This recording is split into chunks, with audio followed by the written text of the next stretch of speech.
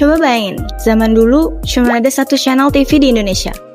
Nggak ada Netflix, nggak ada YouTube, bahkan remote pun belum ada. Tapi dari layar kecil itulah sejarah televisi di Indonesia dimulai. Dari alat pendidikan sampai akhirnya jadi dunia hiburan yang kita kenal sekarang.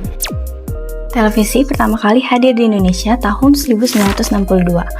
Waktu pemerintah pertama kali mendirikan Televisi Republik Indonesia atau biasa kita sebut TVRI. Pada tanggal 17 Juli tahun 1961, Panitia Persiapan Televisi bersama dengan tim ahli dari Jerman melakukan survei untuk menentukan lokasi pendirian menara pemancar berikut sarana lainnya. Lokasi yang direncanakan tersebut adalah bekas studio Perfini di Mampang Perapatan, pusat perfilman di Jatinegara, gedung pemancar radio di Kebayoran, serta kawasan kompleks Asian Games di Senayan. Tujuannya sederhana, saat itu untuk nyiarin Asian Games keempat di Jakarta sekaligus peringatan kemerdekaan RI ke-17. Pada 17 Agustus tahun 1962, TVRI mengudara untuk pertama kalinya melalui siaran percobaan upacara proklamasi kemerdekaan di Istana Merdeka, Jakarta. Saat itu siaran TV masih hitam putih, dan TV cuma ada di kota-kota besar aja.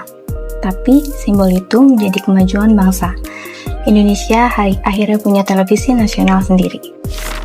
Selama lebih dari 2 dekade, stasiun TV di Indonesia cuma ada satu, yaitu TVRI. Semua program di Indonesia dikontrol pemerintah. Isinya cuma berita, pendidikan, dan program budaya. Jadi kalau kamu hidup di tahun 70-an, pilihan kamu cuma 2, nonton TVRI atau matiin TV. Perubahan besar terjadi di tahun 1989 ketika RCTI resmi mengudara sebagai televisi swasta pertama di Indonesia. Dari situ, dunia TV berubah total. Mulai muncul iklan, sinetron, musik, dan acara remaja. Televisi menjadi lebih bebas dan berwarna. Dari media informasi, berubah menjadi pusat hiburan masyarakat.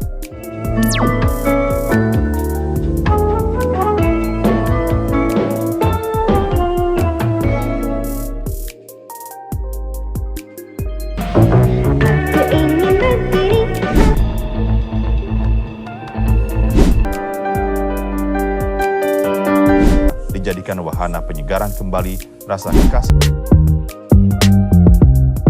Acara dibawakan Jeffrey Woworuntu dan Andri Sentan.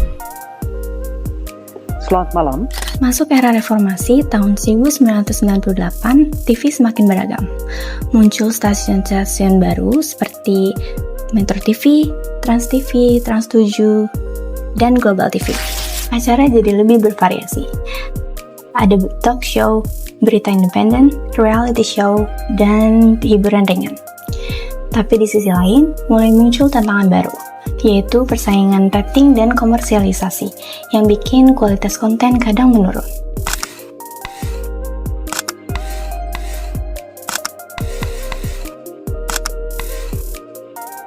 Memasuki abad ke-21, dunia televisi di Indonesia kembali berubah besar-besaran lewat imigrasi dari analog ke digital, yang biasa kita sebut dengan program analog switch off atau ASO. 3, 2, 1. Ngomongin perubahan dari analog ke digital, kalian masih inget gak? Zaman dulu waktu nonton TV, gambarnya berubah jadi bersemut atau suaranya yang kresek-kresek. Nah, tapi sekarang hal itu sudah menjadi sejarah. Sejak 2 November 2022, Indonesia resmi pamit dari siaran analog dan beralih ke televisi digital. Tapi sebenarnya kenapa sih harus diganti?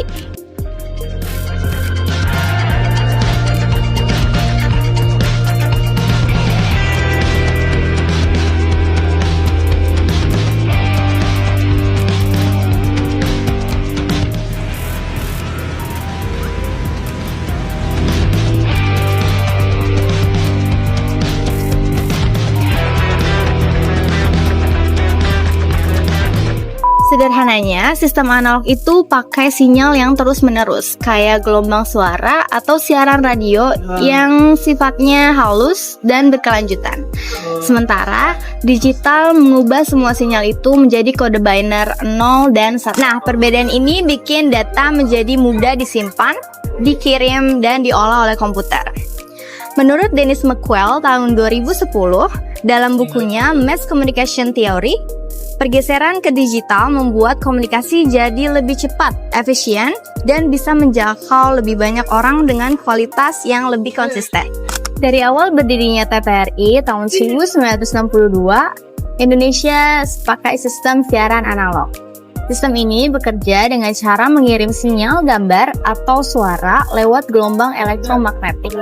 Masalahnya, sinyal analog ini gampang banget terganggu, entah dari petir, gedung tinggi, atau alat pemancar yang terlalu jauh. Nah, hasilnya, gambar jadi buram, suaranya berisik, dan kualitasnya yang nggak stabil. Pemerintah Indonesia mulai uji coba siaran digital sekitar tahun 2011. Tapi baru benar-benar migrasi setelah keluar Undang-Undang Hak Cipta Kerja tahun 2020 yang menetapkan batas akhir siaran analog di 2 November 2022. Mulai tanggal 30 April 2022, sinyal analog dimatikan secara bertahap. Dan akhirnya, seluruh Indonesia resmi masuk ke era TV digital. Jadi, kalau kamu pakai TV yang lama, butuh set-top box untuk menangkap siaran baru ini. Peralihan ini bukan cuma soal ganti teknologi, tapi juga bagian dari transformasi digital nasional. Kualitas gambar dan suara jelas meningkat. Jumlah channel jadi lebih banyak, dan frekuensi yang tadinya dipakai TV bisa dialihkan ke teknologi lain, seperti internet cepat atau jaringan 5G. Selain itu, konten digital lebih mudah dilindungi hak ciptanya, karena setiap siaran punya identitas data sendiri yang nggak bisa dibajak sembarangan. Jadi mulai sekarang nggak ada lagi tuh semut di layar. Televisi kita sudah memasuki era baru, era digital yang lebih jernih, efisien, dan interaktif.